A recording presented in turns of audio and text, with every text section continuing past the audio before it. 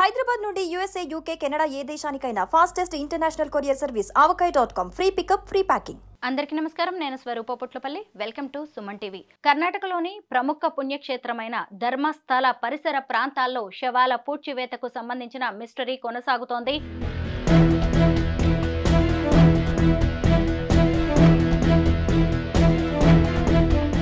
అక్కడ సిట్ బృందం తవ్వకాలు జరుపుతుండగా ఒక మగ వ్యక్తికి సంబంధించిన అవశేషాలు బయటపడ్డాయి. అలాగే 13 ఏళ్ల బాలికకు సంబంధించిన అస్థిపంజరం ఎముకలు కూడా బయటపడ్డట్టుగా వార్తలు వినిపిస్తున్నాయి. ఇంకొక వైపు ధర్మస్థల ప్రాంతానికి ఈ ఆడపిల్ల గనక వెళితే అదృశ్యం అవ్వడం, అలాగే తిరిగి రావడం అనేది ఉండదు అని కొన్ని మీడియా కథనాలు బలంగా వార్తలు వినిపిస్తున్నాయి. అసలు ధర్మస్థల కేంద్రంగా ఇదంతా ఎందుకు జరుగుతుంది? దీని వెనక ఉన్నది ఎవరు? ఎవరైనా పథకం ప్రకారమే ఇదంతా చేయిస్తున్నారా? ప్రస్తుతం నాతో పాటు బెంగళూరు నుంచి కాంగ్రెస్ స్పోక్స్ పర్సన్ స్వాతి చంద్రశేఖరరావు ఉన్నారు. తనతో మాట్లాడదాం. నమస్తే స్వాతి గారు. నమస్తే. సిట్ జరుపుతున్న తవ్వకాల్లో ఓ మగ వ్యక్తికి సంబంధించిన అవశేషాలు బయటపడ్డాయని తెలుస్తోంది. అసలు ఏం జరుగుతోంది ధర్మస్థలలో ప్రస్తుతం?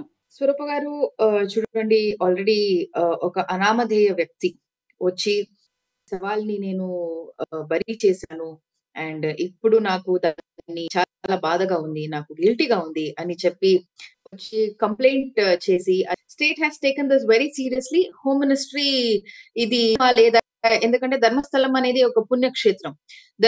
కేవలం కర్ణాటక ప్రాంతంకి రాష్ట్రానికి మాత్రం సీమితం కాదు, మొత్తం భారతదేశాల నుంచి, గ్లోబల్ నుంచి ఇక్కడ డివోటీస్ ఉన్నారు. ఇక్కడ మంజునాథ స్వామిని దర్శనం చేసుకోవడానికి వస్తారు. అలిగేషన్ ఏముంది, అది సరియో తప్పో మనకు అసలు తెలీదు. కానీ దాని గురించి ఒక థరో ఇన్వెస్టిగేషన్ అవ్వాలి అని state government has taken it up very seriously and ఒక special investigation team SIT form చేసింది. సో SIT ఫామ్ అయిన తర్వాత మీడియాలో కావచ్చు, సోషల్ మీడియాలో కావచ్చు, రకరకాల గాసిప్స్, రూమర్స్ దీని గురించి మనకు వస్తూ ఉంది అండ్ మనకు తెలుసు కూడా. కానీ మనకు తెలిసిన రెండు మెయిన్ కేసెస్ గురించి నేను మాట్లాడాలి అంటే, ఒకటి 2012-13 లో జరిగిన సౌజన్య మర్డర్ కేస్, 2 నెలల మున్న జరిగిన ఒక వ్యక్తి హత్య అండ్ అతను ఎవరు ఏంటి అని ఆల్రెడీ ఐడెంటిఫై చేశారు. వాళ్ళు ఇంటి వాళ్ళు కూడా కంప్లైంట్ ఇచ్చారు అండ్ వాడు అసలు బ్రతకలేదు అనే ఒక కన్ఫర్మేషన్ అయితే మనకు ఒక 2 months ముందు మనకు తెలిసింది. అండ్ ఇప్పుడు ప్రస్తుతం దొరికిన ఒక డెడ్ బాడీ ఏదుందో అది ఈ వ్యక్తిది సవ అనే ఒక ఇన్ఫర్మేషన్ అయితే ప్రస్తుతం మనకు దొరికింది. But what ever said and done, when SIT is in force, so నేను ఒక ప్రభుత్వాన్ని రిప్రజెంట్ చేస్తూ నేను కాంగ్రెస్ స్పోక్స్ పర్సన్ అయ్యి ఒకటైతే చాలా very clear, SIT complete report ఇయ్యే వరకు దీని గురించి మాట్లాడడం అసలు it makes no sense. Because ఎందుకంటే బయట ఉన్న రిపోర్టర్స్ ఏదైనా చెప్పొచ్చు, ఏదైనా మాట్లాడొచ్చు, ఏదైనా రిపోర్ట్స్ ఇవ్వచ్చు. కానీ SIT ఏ రిపోర్ట్స్ ఫైనల్ గా ఇస్తుందో దట్ ఇస్ ఫైనల్. సో అతను ఒక 13 ప్లేసెస్ ని ఐడెంటిఫై చేసి 13 సవాల్ ఇక్కడ ఉంది అండ్ దాన్ని మీరు ఎక్స్కవేట్ చేస్తే అక్కడ సవాలు దొరుకుతుంది, లేదా అట్లీస్ట్ వాళ్ళు అస్థి దొరుకుతుంది అని అతను చెప్పాడు. సో దాని మీద SIT has taken it up seriously and 2 రోజుల నుంచి అక్కడ గ్రేవ్ ని డిగ్ చేయడం ఇవన్నీ పని జరుగుతుంది.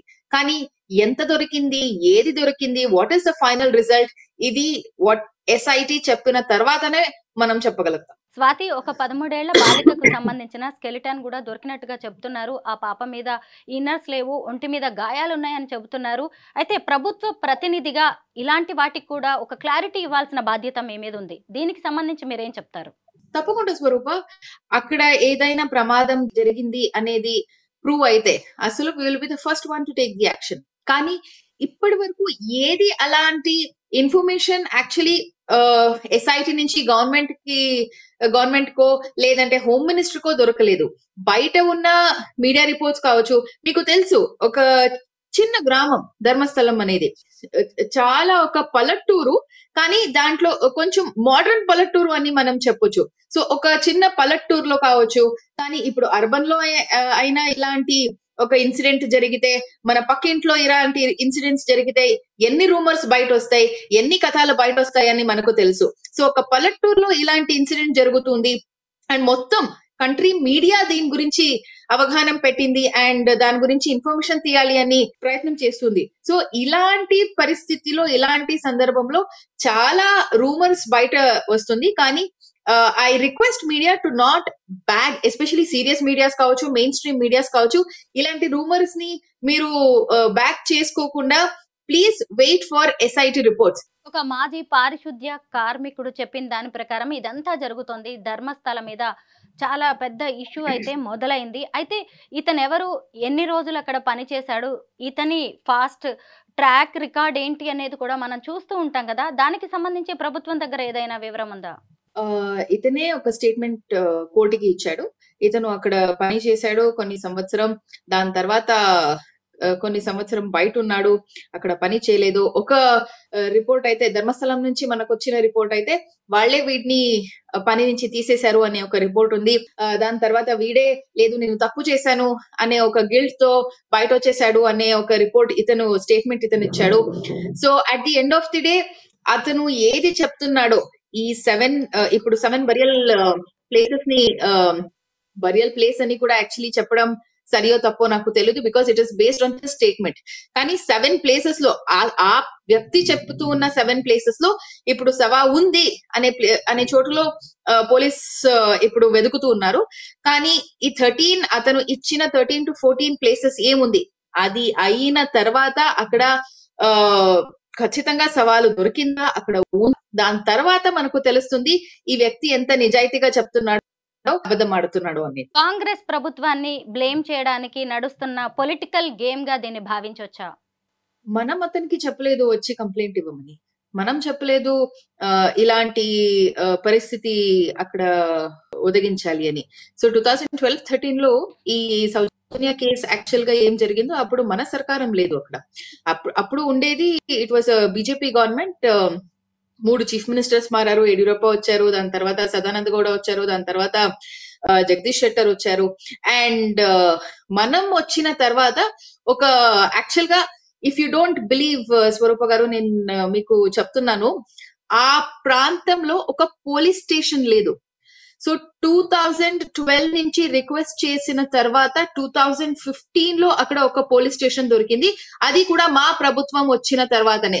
The past Siddaramaiah government under the regime of doctor G Parameshwar, who was then home minister also, అతను వెళ్లి అక్కడ ఇనాగ్రేట్ చేశారు పోలీస్ స్టేషన్ ని. 2012 నుంచి 2015 వరకు 3 years ఒక ప్రాంతంలో పోలీస్ స్టేషన్ కావాలి అని అక్కడ జడ్పీ మెంబర్ ఉండొచ్చు, టీపీ మెంబర్ ఉండొచ్చు, అందరూ అక్కడ వచ్చి రిక్విజిషన్ ఇచ్చారు.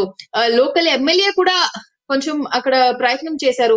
ఇవన్నీ జరిగిన తర్వాత కూడా లోకల్ గవర్నమెంట్ కావచ్చు, హోమ్ మినిస్ట్రీ కావచ్చు యాక్ట్ చేయలేదు.